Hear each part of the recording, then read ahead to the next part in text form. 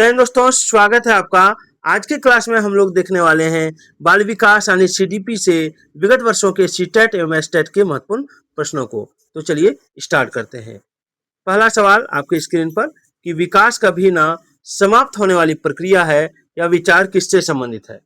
देख सकते हैं सीटेट 2011 पेपर 1 में पूछा गया था। ऑप्शन है एकीकरण का सिद्धांत, अंतःक्रिया का सिद्धांत, अंतःसंबंध का सिद्धांत या निरंतरता का सिद्धांत। तो देखिए विकास कभी ना समाप्त होने वाली प्रक्रिया है या विचार निरंतरता का सिद्धांत है। ठीक है, अगला सवाल देखिए। अगला है बच्चों के बौद्धिक विकास की 4 विशिष्ट अवस्थाओं की पहचान किसके द्वारा की गई है। देख सकते हैं सीटेट और यूपीटेट दोनों में पूछा गया है। ऑप्शन है स्किनर द्वारा, पियाजे द्वारा, कोहलबर्ग द्वारा या एरिक्सन द्वारा। तो इसका राइट आंसर होगा पियाजे द्वारा। ठीक है, अगला है सीखने के अंतर्दृष्टि सिद्धांत को किसने बढ़ावा दिया। सीखने के अंतर्दृष्टि सिद्धांत को किसने बढ़ावा दिया। ऑप्शन है जीन पियाजे, वाइगोत्स्की, गेस्टाल्ट सिद्धांतवादी या पेवलोव ने। तो इसका आंसर होगा ऑप्शन सी, गेस्टाल्ट सिद्धांतवादी ने। अगला है वह कौन सा स्थान है जहां बच्चे के संज्ञानात्मक विकास को सबसे बेहतर तरीके से परिभाषित किया जा सकता है। आपका ऑप्शन है सभागार, घर, खेल का मैदान, विद्यालय एवं कक्षा पर्यावरण। तो देखिए इसका आंसर होगा विद्यालय एवं कक्षा पर्यावरण। अगला है कि वह अवस्था जब बच्चा तार्किक रूप से वस्तुओं व घटनाओं के विषय में चिंतन प्रारंभ करता है, कौन सी अवस्था कहलाती है। तो इसका आंसर होगा पूर्व संक्रियात्मक अवस्था। ठीक है, पूर्व संक्रियात्मक अवस्था याद रखिएगा। छठा नंबर है कि पियाजे के अनुसार निम्नलिखित में से कौन सी अवस्था में बच्चा अमूर्त संकल्पनाओं के विषय में तार्किक चिंतन करना आरंभ करता है। तो देखिए इसका राइट आंसर क्या होगा। तो इसका राइट आंसर हो जाएगा आपका ऑप्शन डी, औपचारिक संक्रियात्मक अवस्था। ठीक है, यानी जो 11 वर्ष से ऊपर की अवस्था होती है। चलिए आगे देखते हैं। चलिए 7 नंबर देखिए, 7 नंबर बहुत ही इंपॉर्टेंट सवाल है। 7 नंबर सवाल है,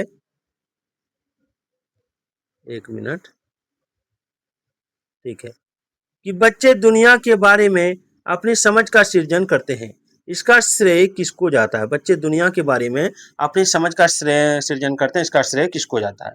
तो देखिए ऑप्शन है कोहलबर्ग, स्किनर, पियाजे या पेवलोव। तो देखिए इसका राइट आंसर क्या हो जाएगा। तो इसका राइट आंसर हो जाएगा आपका, अगर आप जानते हैं जल्दी बताइए। तो इसका राइट आंसर हो जाएगा आपका ऑप्शन सी, ऑप्शन सी याद रखिएगा, ऑप्शन सी। ठीक है, ऑप्शन सी। चलिए अगला है कि मानव विकास कुछ विशेष सिद्धांतों पर आधारित है। मानव विकास कुछ विशेष सिद्धांतों पर आधारित है, तो निम्नलिखित में से कौन सा विकास मानव विकास का सिद्धांत नहीं है। आपका ऑप्शन देख सकते हैं, ऑप्शन है प्रतिवर्ती। ठीक है, एक मिनट इधर आओ। हाँ, ऑप्शन है प्रतिवर्ती, निरंतरता, अनुक्रमिकता या समान से विशिष्ट की ओर। तो देखिए इसमें जो आंसर हो जाएगा वो हो जाएगा प्रतिवर्ती। क्या हो जाएगा, प्रतिवर्ती याद रखिएगा। ठीक है, चलिए अगला है कि आनुवंशिकता को डैश सामाजिक संरचना माना जाता है। आनुवंशिकता को डैश सामाजिक संरचना माना जाता है।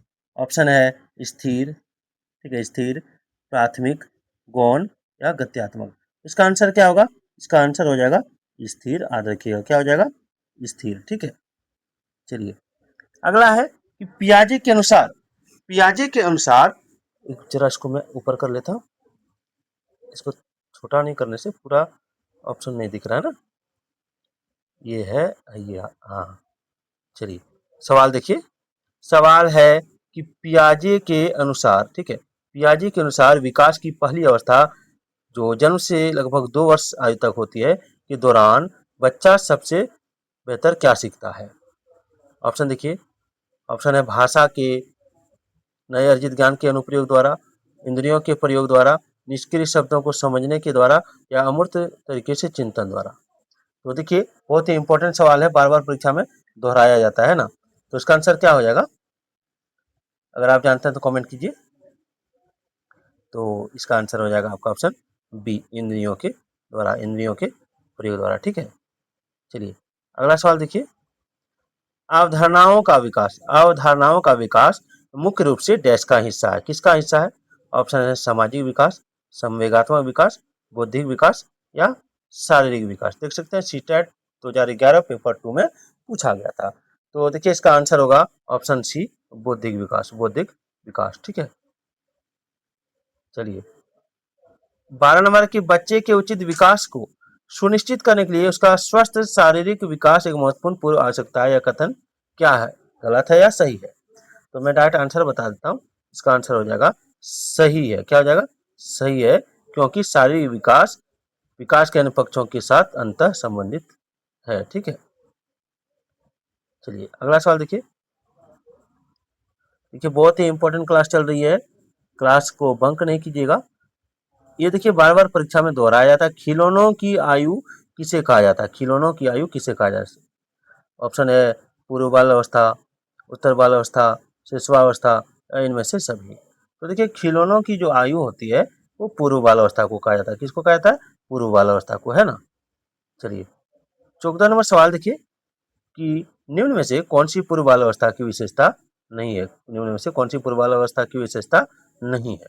तो देखिए पूर्व बाल अवस्था की विशेषता नहीं है आपका खेलने की अवस्था, खेलने की अवस्था। ठीक है, देखिए उत्तर बाल अवस्था में बालक भौतिक वस्तुओं के किस आवश्यक तत्व में परिवर्तन समझने लगते हैं? ऑप्शन है द्रव्यमान, संख्या, द्रव्यमान और संख्या, फिर संख्या, फिर द्रव्यमान, संख्या और क्षेत्र। तो देखिए इसका राइट आंसर होगा आपका ऑप्शन डी। ठीक है ना, ऑप्शन डी। चलिए 16 नंबर देखिए कि विकास का क्या अर्थ है? विकास का क्या अर्थ है? तो देखिए विकास का अर्थ है आपका अभिप्रेरणा एवं अनुभव के फलस्वरूप होने वाली परिवर्तनों की उत्तरोत्तर श्रृंखला। ठीक है, 17 नंबर है कि विकास के संदर्भ में निम्न में से कौन सा कथन सत्य नहीं है? तो देखिए इसका राइट आंसर हो जाएगा ऑप्शन बी, विकास उकसाना या बढ़ावा देने से नहीं है, ये कथन सही सत्य नहीं है। ठीक है ना, चलिए 18 नंबर सवाल देखिए कि निम्न में से कौन सा विकासात्मक कार्य उत्तर बाल अवस्था के उपयुक्त नहीं है? तो ऑप्शन देखिए सामान्य खेलों के लिए आवश्यक है शारीरिक कुशलताएं सीखना, पुरुषोचित या स्त्रियोचित सामाजिक भूमिकाओं को प्राप्त करना, या व्यक्तिगत आत्मनिर्भरता प्राप्त करना, या अपने हम उम्र बालकों के साथ रहना या सीखना। ठीक है, तो देखिए इसका आंसर क्या होगा? तो देखिए इसका आंसर हो जाएगा ऑप्शन बी। ठीक है, पुरुषोचित या स्त्रियोचित सामाजिक भूमिकाओं को प्राप्त करना, है ना। चलिए 19 नंबर सवाल है कि कौन सिद्धांत व्यक्त करता है कि मानव मस्तिष्क एक बर्फ की चट्टान के समान है जो कि अधिकांशतः छिपी रहती है एवं उसमें चेतन के 3 स्तर हैं। तो आइए हम आंसर आंसर देखते हैं, यहाँ पे ऑप्शन में होगा। चलिए तो इसका जो आंसर हो जाएगा वो हो जाएगा, मैं डायरेक्ट बता देता हूँ, ऑप्शन सी। ठीक है, मनोविश्लेषणात्मक सिद्धांत, है ना। चलिए 20 नंबर सवाल देखिए कि निम्न में से, इसको हटा देता हूँ, निम्न में से कौन सा कथन विकास के बारे में सत्य नहीं है? निम्न में से कौन सा कथन विकास के बारे में सत्य नहीं है? तो डायरेक्ट आंसर बता दूं, बता देता हूँ। चलिए विकास विशिष्ट से समान की ओर होता है, ये कथन सही नहीं है। ठीक है, बाद की विकास अंतःक्रिया का फल है, ये सही है। विकास एक व्यवस्थित श्रृंखला का अनुगामी है, ये भी सही है। विकास एक व्यक्तिगत प्रक्रिया है, ये भी सही है। ठीक है ना, ये सारा तीनों सही है और ये अंत वाला गलत है ना। तो चलिए अगला सवाल देखिए। अगला है कि बालकों की सोच अमूर्तता की अपेक्षा मूर्त अनुभवों एवं प्रतियों से होती है, तो यह अवस्था कौन सी अवस्था है? देखिए बहुत ही इंपॉर्टेंट सवाल है, यह अवस्था कौन सी अवस्था है? बहुत ही इंपॉर्टेंट सवाल है।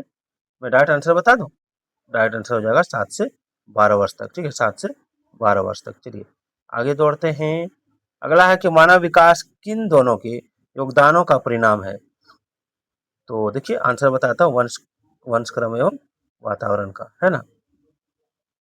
चलिए निम्न में से कौन पियाजे के अनुसार बौद्धिक विकास का निर्धारक तत्व नहीं है? निम्न में से कौन पियाजे, ठीक है, पियाजे के अनुसार बौद्धिक विकास का निर्धारक तत्व नहीं है? तो देखिए इसका आंसर बताता हूँ, सामाजिक संरचना हो जाएगा, सामाजिक संरचना। ठीक है ना, चलिए अगला देखिए कि फ्रायड, पियाजे एवं अन्य मनोवैज्ञानिकों ने, ठीक है, व्यक्तित्व की विभिन्न अवस्थाओं के संदर्भ में व्याख्या की है, परंतु पियाजे ने क्या कहा है? तो देखिए डायरेक्ट में आंसर बता देता हूँ। पियाजे ने कहा है कि विभिन्न अवस्थाओं को समझाने के लिए संज्ञानात्मक बदलाव के बारे में कहा है। ठीक है, चलिए आगे बढ़ते हैं। 25 नंबर सवाल देखिए कि वह स्तर जिसमें बच्चा किसी वस्तु एवं घटना के बारे में तार्किक रूप से सोचना शुरू करता है, ठीक है, क्या कहलाता है? तो ये कहलाता है मूर्त क्रियात्मक अवस्था। मूर्त क्रियात्मक अवस्था क्या कहलाता है? मूर्त क्रियात्मक अवस्था, है ना? तो वीडियो कैसे लगी कमेंट जरूर कीजिएगा। अगला पार्ट हम लोग फिर देखेंगे।